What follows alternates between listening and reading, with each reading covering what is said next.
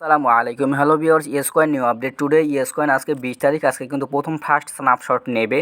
So স্ন্যাপশটের জন্য আপনি এলিজিবল হবেন কিনা আজকে এই ভিডিওতে কিন্তু আমরা দেখাবো। সো ভিডিওটা কিন্তু খুবই গুরুত্বপূর্ণ, শেষ পর্যন্ত দেখতে থাকুন এবং ভিডিওতে আপনাকে যেভাবে গাইড করতেছি, যেভাবে কাজ করার কথা বলতেছি ঠিক সেভাবে কাজ করুন, অন্যথায় কিন্তু আপনি ইয়ারড্রপের জন্য কিন্তু এলিজিবল হবেন না। এখানে দেখতে পাচ্ছেন যে ফার্স্ট স্ন্যাপশট ডিটেকশন এবং এখান থেকে দেখতে পাচ্ছেন যে কারা আসলে ইয়ারড্রপের জন্য এলিজিবল হবেন। এটা কিন্তু 3 ধাপে স্ন্যাপশট নেবে, প্রথম, ফার্স্ট এবং থার্ড স্ন্যাপশটটা নেবে। আপনারা যদি একটু উপরে খেয়াল করে দেখেন, দেখতে পাবেন যে ফার্স্ট স্ন্যাপশট ডিটেকশন। সো আপনারা কী করবেন, প্রথমে যে স্টার্ট অপশনটা আছে, সো আপনারা কী করবেন, স্টার্ট অপশনের উপরে ক্লিক করলে আপনার সামনে কিন্তু এই ইন্টারফেসটা চলে আসবে। এই পেজে দেখতে পাবেন যে ফার্স্ট স্ন্যাপশট ইন প্রোগ্রেস, অর্থাৎ এখানে নিচে দেখতে পাবেন যে detected active days, detect invitation quality, ঠিক আছে। সো আপনারা এইটার মানে কি, এইটার মানে আপনাকে একটু পরে বোঝাচ্ছি। তো এখানে দেখতে পাচ্ছেন যে ফার্স্ট স্ন্যাপশটটা কিন্তু ইন প্রোগ্রেস, অর্থাৎ সরাসরি কিন্তু ফার্স্ট স্ন্যাপশটটা লাইভে আসতেছে।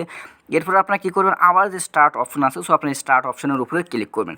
সো স্টার্ট অপশনের উপরে ক্লিক করার পর এখানে দেখতে পাচ্ছেন যে সাকসেসফুলি ফার্স্ট স্ন্যাপশট আপনার কিন্তু কমপ্লিট হয়ে গেছে। এবং এছাড়াও এখানে দেখতে পাচ্ছেন যে আপনি কিন্তু মানে সাকসেসফুলভাবে কিন্তু যে স্ন্যাপশট, সেই স্ন্যাপশটের জন্য কিন্তু কমপ্লিট হয়ে গেছে।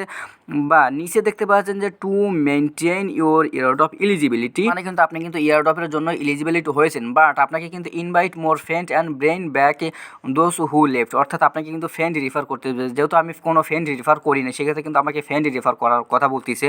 তো এখান থেকে আপনারা কী করবেন, সরাসরি রাইট সাইডে একদম উপরে দেখতে পাবেন যে ক্রস চিহ্ন আছে, সো আপনার ক্রস চিহ্ন দিয়ে এখান থেকে বের হয়ে আসতে পারেন।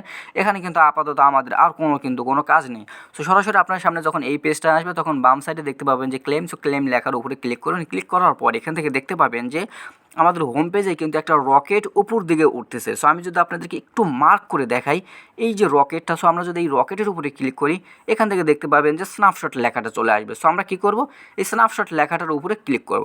সো স্ন্যাপশট লেখাটার উপরে যখন ক্লিক করব, তখন কিন্তু আমাদের সামনে একটা নতুন ইন্টারফেস চলে আসবে। এখানে দেখতে পাচ্ছেন যে সাকসেসফুলি ফার্স্ট স্ন্যাপশট, অর্থাৎ আমাদের যে ইয়েসকয়েন যে স্ন্যাপশট, সেই স্ন্যাপশটটা কিন্তু এলিজিবিলিটি হয়ে গেছে এবং ইয়ারড্রপের জন্য কিন্তু আমরা এলিজিবিলিটি হয়ে গেছি, বাট আমি কিন্তু এখন পর্যন্ত হই নাই। এখানে দেখতে পাচ্ছেন যে to maintain your airdrop eligibility, অর্থাৎ ইয়ারড্রপের জন্য এলিজিবিলিটি হতে হলে আমাকে কিন্তু ফ্রেন্ড রেফার করতে হবে। সো যারা আসলে এখন পর্যন্ত কেউ ফ্রেন্ড রেফার করেন নাই, একটা দুইটা হলে আপনারা একটু ফ্রেন্ড রেফার করবেন। এখানে দেখতে পাচ্ছেন যে to maintain your airdrop eligibility invite more friends. So আমার কিন্তু আসলে কোনো মানে ফ্রেন্ড রেফার করা নাই, আমি কাউকেই কিন্তু ফ্রেন্ড রেফার করিনি, যার কারণে কিন্তু আমাকে ইয়ারড্রপে এলিজিবিলিটি হতে হলে অন্তত একটা ফ্রেন্ড রেফার কিন্তু করতে হবে। এছাড়াও নিচে দেখতে পাচ্ছেন যে stay active and help grow the community, কোনো ধরনের কোনো পোস্ট আসলে সেটা কিন্তু কমিউনিটি, যে ইয়েসকয়েন যে কমিউনিটি চ্যানেল আছে, সেই চ্যানেলে কিন্তু জানিয়ে দেবে। সো আপনারা আসলে এখান থেকে যে সাকসেসফুলি ফার্স্ট স্ন্যাপশট, এইটা আসলে আপনার লেখা আছে কিনা, যদি এইটা লেখা আসে, সেক্ষেত্রে কিন্তু আপনি কিন্তু ইয়ারড্রপের জন্য বা টোকেনের জন্য কিন্তু এলিজিবল হবেন।